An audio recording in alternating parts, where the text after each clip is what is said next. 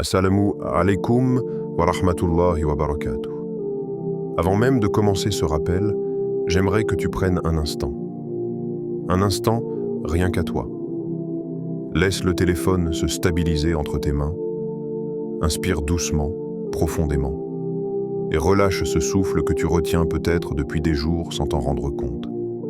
Parce que oui, parfois, ce n'est pas le corps qui s'épuise le plus vite. C'est ton cœur. Il porte des choses que personne ne voit. Il avance sous un poids invisible. Il attend une lumière qui tarde à venir. Tu souris peut-être aux autres, tu continues tes responsabilités, tu fais de ton mieux. Mais à l'intérieur, il y a un espace qui s'assombrit. Une pièce silencieuse où s'accumulent les pensées que tu n'exprimes jamais.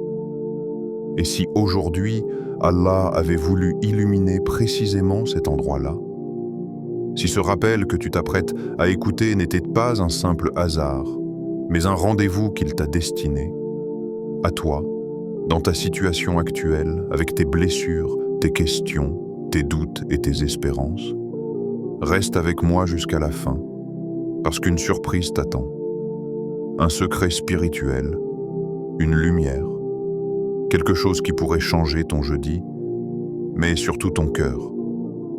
Avant d'aller plus loin, fais quelque chose d'essentiel. Pas avec tes mains, pas avec ta voix, mais avec ton âme. Pose une intention. Dis intérieurement, « Oh Allah, fais que ces mots m'approchent de toi. » C'est tout. Une simple phrase. Un souffle qui se tourne vers le ciel. Parce que tout commence par l'intention. Une intention sincère peut transformer une parole en bénédiction, un rappel en lumière, un simple moment en un pas vers Allah. Et puis, sois une cause de bien. Tu ne sais pas dans quelle bataille intérieure quelqu'un se trouve en ce moment. Un partage, un simple rappel envoyé, pourrait être le fil qui le raccroche à la miséricorde d'Allah. Alors si tu le peux, partage cette vidéo-là maintenant. Ou enregistre-la pour la revoir plus tard. Ou envoie-la à une personne qui traverse une période difficile. Et écris un mot en commentaire. Pas pour l'algorithme, pas pour moi, mais comme une trace de ton intention, une phrase qui sort du cœur, quelque chose qui résonne avec ton état du moment. Tu peux écrire « Oh Allah, apaise mon âme » ou « Ya Rab, ouvre-moi les portes du bien ». Ces mots que tu écris ne disparaissent jamais. Ils deviennent des invocations. Ils s'envolent vers celui qui entend même les silences les plus profonds. Et si tu veux recevoir d'autres rappels comme celui-ci, abonne-toi. Car parfois, il suffit d'une seule phrase, d'un seul verset, d'un seul nom d'Allah pour réveiller un cœur endormi depuis longtemps. Maintenant, laisse-moi te poser une question. Quand as-tu pris un vrai moment pour ton âme pour la dernière fois? Pas pour réfléchir, pas pour décider, pas pour planifier, mais simplement pour l'écouter. Souvent, nous savons quand notre corps est fatigué.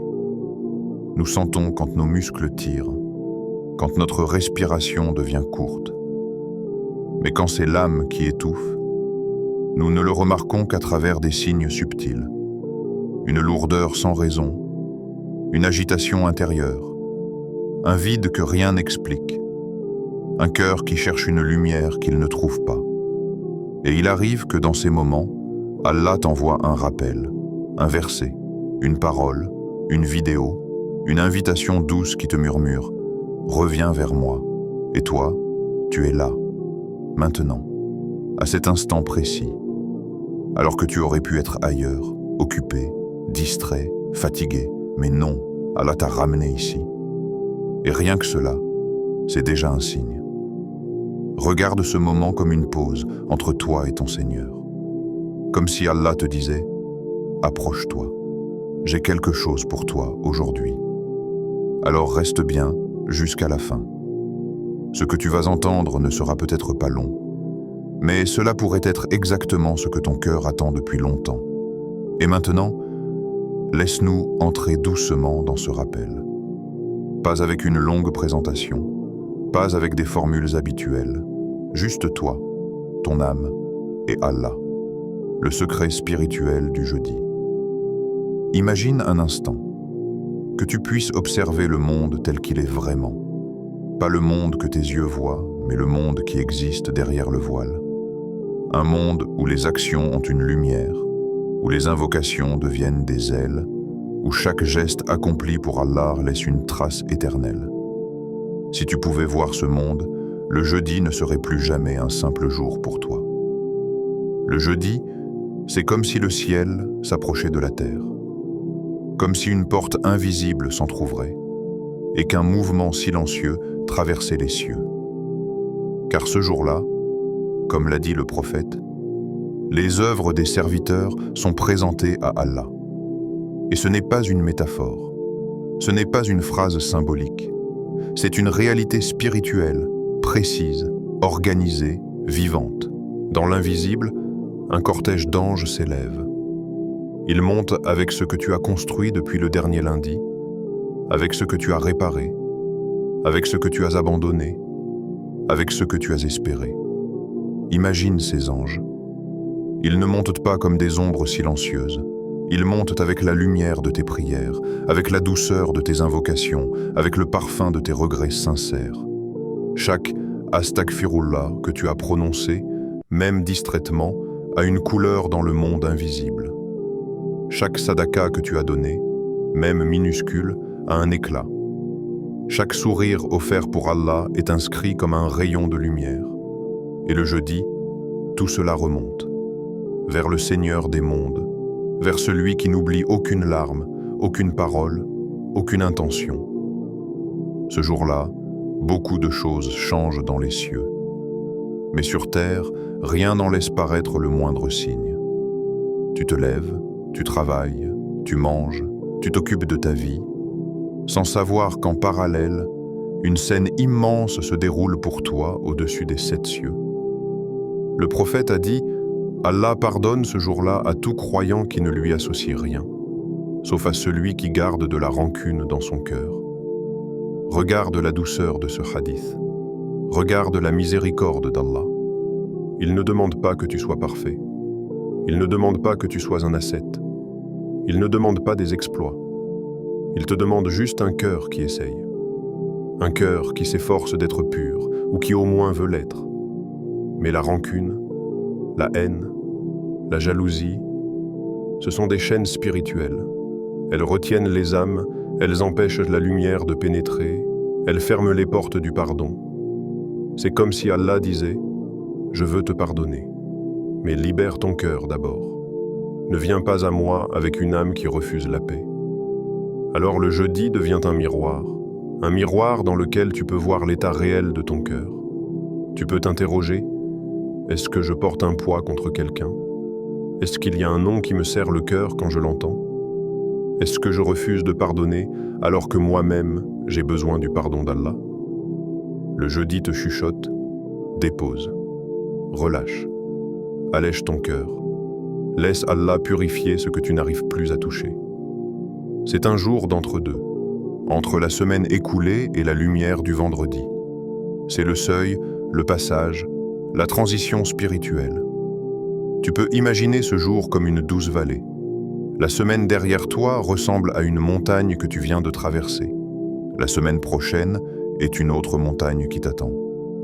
Et le jeudi est une oasis. Un endroit où ton âme peut boire, respirer, dire « Ya Allah, je veux recommencer propre ». Ce n'est pas un jour festif. Ce n'est pas un jour bruyant. Ce n'est pas un jour où les gens réalisent ce qui se passe au-dessus d'eux. C'est précisément dans sa simplicité que réside sa grandeur. Un jeudi peut changer ton Jumu'ah. Un jeudi peut changer ta semaine. Un jeudi peut changer ta vie. Parce qu'un jeudi, tes œuvres montent. Et Allah regarde ton cœur. Le dhikr du jeudi. Quand le ciel écoute ton cœur. Il y a quelque chose d'unique dans le dhikr du jeudi. Quelque chose que l'on ne ressent pas forcément avec les mots, mais que l'âme comprend instinctivement. C'est comme si, lorsque les œuvres montent, le ciel devenait plus proche. Comme si les invocations avaient un poids différent, un parfum particulier, une vibration intérieure que ton cœur reconnaît même si tu n'en es pas conscient. Le dhikr n'est pas seulement une répétition sur la langue. Ce n'est pas un exercice mécanique. C'est une respiration de l'âme. Un retour vers celui qui l'a créé. Lorsque tu dis « Subhanallah », tu purifies. Lorsque tu dis « Alhamdulillah », tu guéris. Lorsque tu dis « La ilaha illallah », tu te libères. Lorsque tu dis « Allahu Akbar », tu t'éveilles. Et lorsque tu dis « Astaghfirullah », tu te répares. Mais le jeudi, tout cela prend une autre dimension. Parce que ce jour-là, ton dhikr n'est pas seulement entendu, il est présenté. Il devient un témoignage, un acte inscrit devant Allah, accompagné par les anges qui l'emportent. Imagine-toi en train de prononcer un Astaghfirullah sincère. Imagine qu'au moment où tu le dis, ton regret devient une lumière. Une lumière que les anges recueillent, protégeront, puis élèveront jusqu'au Seigneur des mondes. Et cette lumière dira « Seigneur, ceci est venu d'un cœur blessé qui voulait revenir à toi. » Il suffit d'une larme, une seule, une larme qui glisse parce que tu te rappelles une faute, ou parce que tu te sens éloigné, ou parce que tu désires ardemment revenir. Cette larme n'est jamais perdue. Dans le monde visible, elle sèche. Dans le monde invisible, elle reste. Elle devient une preuve, une lumière, une purification. Le jeudi est un jour où Allah te regarde avec douceur. Un jour où les portes du pardon s'ouvrent davantage. Un jour où ton cœur peut se réveiller. Tu peux être quelqu'un qui, toute la semaine, a été pris par la routine, submergé par les responsabilités, distrait, fatigué. Mais le jeudi, un simple moment de dhikr peut rattraper des jours entiers de négligence. Parce que ton Créateur n'attend pas la perfection. Il attend la sincérité. Dis-toi que le dhikr du jeudi n'a pas besoin d'être long. Il a besoin d'être vrai. Ton « Ya Rab » murmuré dans un silence peut être plus puissant qu'une litanie interminable prononcée sans cœur. Un seul « Astaghfirullah » dit avec un regret véritable peut éteindre une montagne de péchés. Un seul « Allahu Akbar » dit avec une conscience éveillée peut réécrire ta vision de la vie. Les noms d'Allah en particulier sont des portes. Chaque nom est une clé. Chaque nom ouvre une dimension de sa miséricorde. Et si tu savais ce que signifie réellement appeler Allah par ses noms le jeudi, tu ne laisserais jamais ce jour passer sans le faire. Parce que c'est un moment où ton cœur parle et où le ciel répond. Ce jour-là, Allah écoute profondément. Non pas les mots, mais les cœurs. Et ton cœur a quelque chose à dire. Deux noms divins qui changent une vie. Ya Fatah en Ya Wakil. Il y a des moments dans la vie où tout semble figé. Tu avances, mais rien ne bouge. Tu pries, mais rien ne change. Tu demandes, mais tout semble fermé devant toi. Comme si chaque direction te ramenait au même mur, au même blocage, au même « pourquoi moi ?» On ne le dit pas souvent, mais vivre ces états n'est pas un signe de faiblesse. C'est un moment où Allah prépare ton cœur à comprendre ses noms. Et parmi ces noms, il y en a deux qui ne laissent jamais une âme intacte après les avoir invoqués. Ya Fatah et Ya Wakil. Deux noms comme deux portes. Deux portes qui transforment la façon dont tu vois ta vie, ta foi, ta relation avec Allah. Ya Fatah. Quand Allah ouvre ce qui semblait impossible, ferme les yeux un instant. Pense à une situation de ta vie où tu as eu l'impression qu'il n'y avait aucune issue. Une relation brisée, un travail qui s'écroule, une foi qui s'essouffle, une montagne de dettes, une maladie, une déception, une routine qui t'étouffe, une prière qui n'a pas été exaucée pendant des mois, un cœur qui se referme. Tu te rappelles cette sensation? Cette impression que tout est fermé, verrouillé, scellé. Comme si même les invocations se perdaient quelque part avant d'atteindre le ciel. Puis un jour, tu ne sais pas comment. Tu ne sais pas pourquoi. Tu ne sais pas ce qui a bougé dans l'invisible. Mais quelque chose s'ouvre. Une idée, une facilité, une réponse, une paix intérieure, une rencontre. Parfois même un simple apaisement. Assez pour te dire « Allah ne m'a jamais oublié ». Ce moment-là, c'est le signe de Al-Fattar, celui qui ouvre. Ce nom divin ne signifie pas seulement ouvrir une porte. Il signifie ouvrir ce que tu ne vois même pas, ouvrir ce que tu ne comprends pas encore, ouvrir ce que tu croyais mort. Al-Fattar ouvre les chemins extérieurs, mais surtout les chemins intérieurs. Il ouvre les portes de la subsistance, les portes de la compréhension, les portes de la foi, les portes du retour vers lui, les portes d'un avenir meilleur, les portes de la guérison. Quand tu dis « Ya Fatah », tu n'es pas en train d'appeler un simple secours. Tu appelles celui qui détient toutes les clés, même celles que tu ne connais pas encore. C'est pour cela que ce nom est si puissant. Parce qu'il touche ce qui dépasse ton regard. Parce qu'il agit là où tu n'aurais jamais imaginé. Parce qu'il ouvre ce que tu ne sais même pas comment réparer. Ya Fatah. Le nom qui efface les blocages invisibles. Tu ne vois pas les obstacles invisibles. Tu ne vois pas les portes spirituelles fermées. Tu ne vois pas les barrières que ton âme a construites à cause d'un péché, d'une tristesse, d'une épreuve, d'une parole blessante, d'un événement que tu n'as jamais digéré. Souvent, ce n'est pas la vie qui est bloquée, c'est toi. Ou plutôt, c'est ton cœur qui s'est refermé quelque part sur le chemin. Quand tu dis « Ya Fatah », tu ne dis pas seulement « Ouvre mes portes ». Tu dis « Ouvre-moi, ouvre mon cœur, ouvre mes horizons, ouvre ma compréhension, ouvre les choses qui m'échappent. » Car il existe des ouvertures silencieuses. Tu te réveilles un jour et tu comprends quelque chose que tu ne comprenais pas hier. Tu te réveilles un jour et tu réussis à pardonner quelqu'un que tu n'arrivais plus à aimer. Tu te réveilles un jour et ta foi retrouve un goût que tu avais perdu. Ce sont des ouvertures intérieures. Et personne ne peut te donner cela excepté Allah Al-Fattar. Ya Wakil, quand Allah porte ce que tu n'arrives plus à porter. Maintenant, imagine une autre scène. Tu portes quelque chose depuis longtemps. Peut-être une peur, peut-être une responsabilité, peut-être une douleur, peut-être une situation qui te dépasse complètement. Tu réfléchis trop, tu prévois trop. Tu veux tout contrôler, tu veux tout comprendre, tu veux tout calculer. Et ton cœur commence à suffoquer. C'est ici que Ya Wakil entre dans ta vie, doucement, comme une main posée sur ton épaule, comme une voix intérieure qui te murmure « Laisse, tu n'es pas fait pour porter tout seul, confie ». Lorsque tu dis « Ya Wakil », tu reconnais deux vérités essentielles. 1.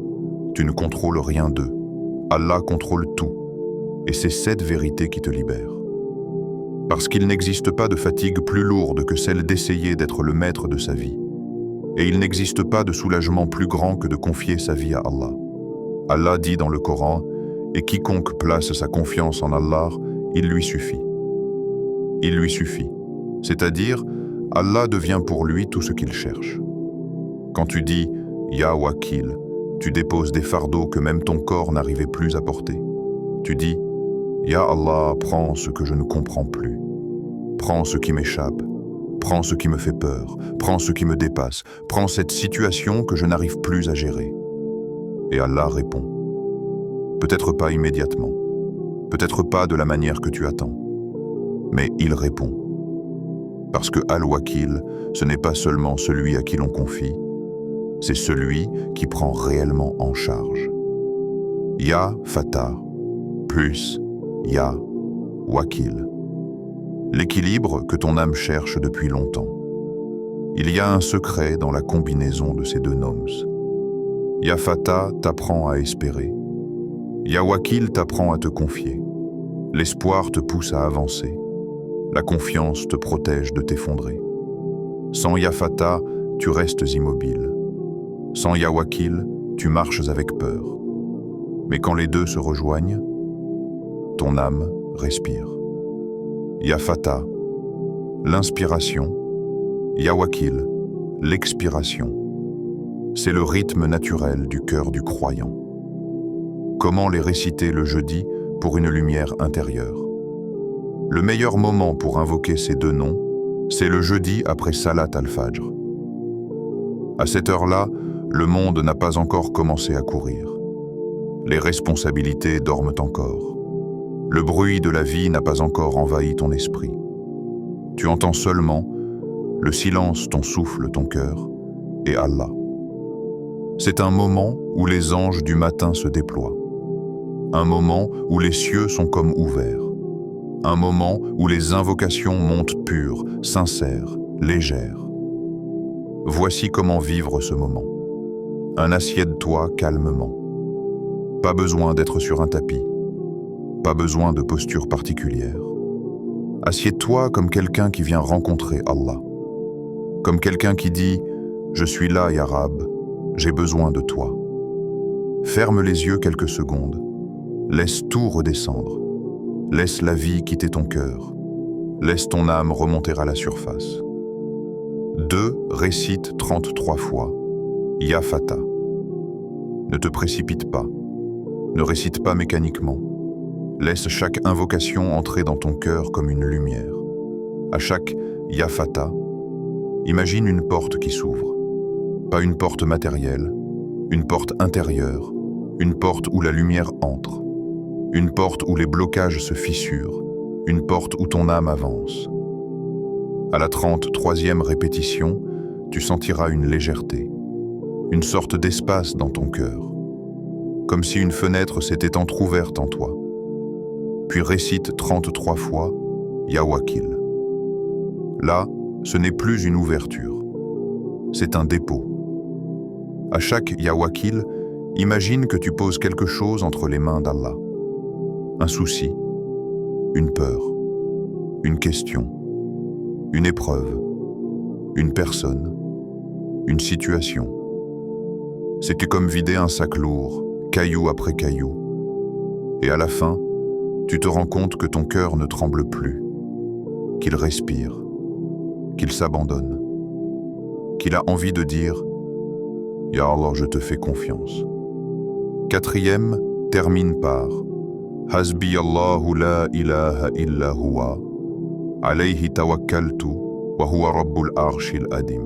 Dis-le lentement, dis-le avec le cœur, comme si tu signais un pacte, une promesse, une confiance totale.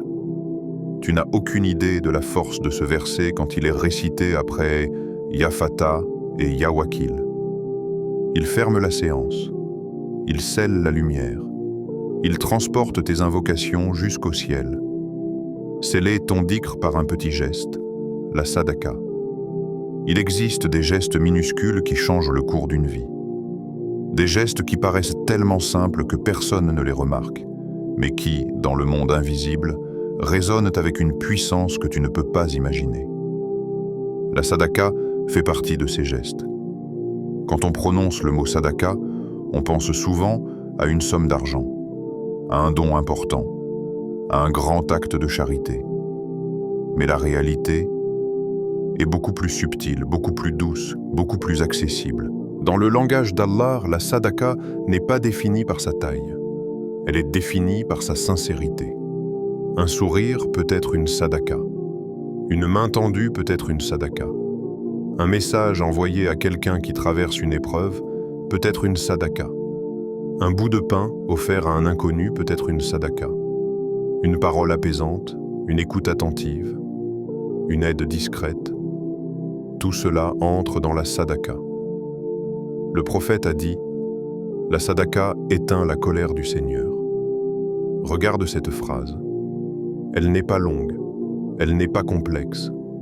Elle est directe, comme la lumière du matin, et elle renferme un secret immense. Il y a, dans nos vies, des moments où nous avons besoin que quelque chose s'éteigne. La tristesse, la peur, la difficulté, l'angoisse, les conséquences de nos erreurs. Alors Allah t'a donné une torchère, une seule, la sadaka. Ce geste-là, même minuscule, peut éteindre ce qui brûlait ton cœur depuis des mois. La colère du Seigneur ne signifie pas la punition immédiate, mais l'éloignement, la dureté de la vie, les portes fermées, les épreuves qui s'enchaînent. La sadaka vient éteindre tout cela, comme une pluie douce qui tombe sur un feu qui consume, comme une main céleste qui apaise ce qui t'inquiète. Tu as remarqué? Il y a une douceur dans les actes de charité. Quand tu donnes, tu sens quelque chose bouger en toi. Comme si, à travers tes mains, Allah faisait circuler une lumière qui ne t'appartient pas. Parce que la sadaka est un pont entre toi et Allah. Un pont entre ce que tu veux laisser derrière toi et ce que tu veux atteindre. La sadaka, une trace que tu laisses dans le monde invisible. Chaque bonne action laisse une empreinte. Mais la sadaka laisse une trace qui scintille longtemps. Lorsque tu donnes, les anges écrivent. Mais ils n'écrivent pas seulement un chiffre ou un mot. Ils écrivent en la sincérité derrière ton geste. Ils écrivent l'intention que personne n'a vue, l'effort que personne n'a remarqué, la douleur que personne ne soupçonnait. Parfois, Allah ouvre des portes pour toi non pas grâce à tes prières, mais grâce à une sadaka faite un jour où tu n'avais presque rien. Il soulage un mal que tu portes depuis longtemps à cause d'un sourire que tu as offert à quelqu'un qui en avait besoin. Il éloigne un malheur grâce à un morceau de pain donné à un pauvre dans la rue. Il guérit une tristesse grâce à une eau que tu as offerte à un animal assoiffé. Tu ne réalises pas l'impact de tes petits gestes. Tu crois que c'est minime, tu crois que personne ne voit, mais Allah voit. Et dans les moments où tu demandes « Pourquoi cette porte s'est-elle ouverte pour moi ?» C'est que c'est souvent une sadaka qui en a tourné la clé. Pourquoi donner après le dhikr? Tu peux faire du dhikr à n'importe quel moment. Tu peux donner de la sadaka n'importe quand. Mais les combiner, c'est une alchimie spirituelle. Le dhikr parle, la sadaka est jouie. L'un est lumière, l'autre est mouvement. Quand tu combines les deux, tu deviens un croyant complet. Celui qui invoque Allah est celui qui reflète sa miséricorde dans le monde. Ce que tu invoques par la langue, tu le prouves par le geste. Ce que tu demandes dans tes prières, tu le plantes dans tes actions. Imagine quelqu'un qui dit « Ya Fata, ouvre-moi les portes du bien » et qui, juste après, va ouvrir une porte à quelqu'un d'autre. Une porte de soulagement, de secours, de sourire. C'est comme si Allah disait « Tu as ouvert pour quelqu'un, alors je vais ouvrir pour toi ». La sadaka, après le dhikr, n'est pas un acte mécanique. C'est un acte d'amour. Un acte qui dit « Ya Allah, ce que tu m'as donné, je ne veux pas le garder que pour moi.